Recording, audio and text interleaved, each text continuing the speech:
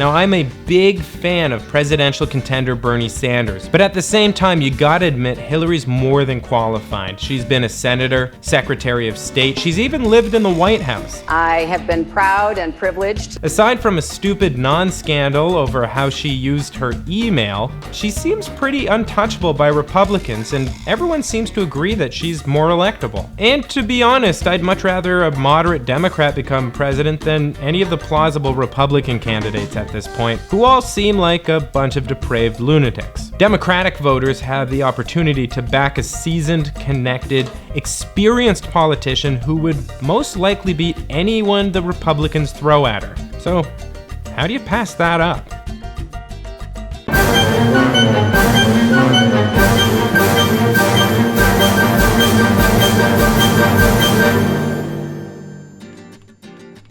It is about time that America got a female president. The question, are we ready, really shouldn't apply to women leaders in an era when Angela Merkel is the most prominent political voice in Europe, and recent history has seen a slew of strong, confident female leaders. People like Golda Meir, Indira Gandhi, Margaret Thatcher, Kim Campbell.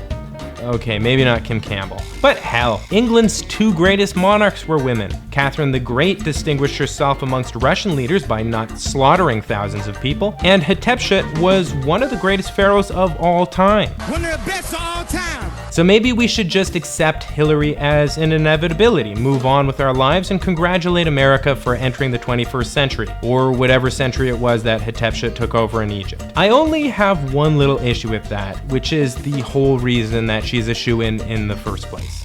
The money. When politicians can credit a handful of donors for all of their success, it's very hard to imagine they'll ever choose the American people over those donors. The politician becomes, as Molly Ivins puts it, a wholly owned subsidiary of corporate America. So let's imagine a scenario in which Wall Street is poorly regulated. Let's say Wall Street has the potential to wreck the American economy because a critical stabilizing rule was removed by a feckless moron.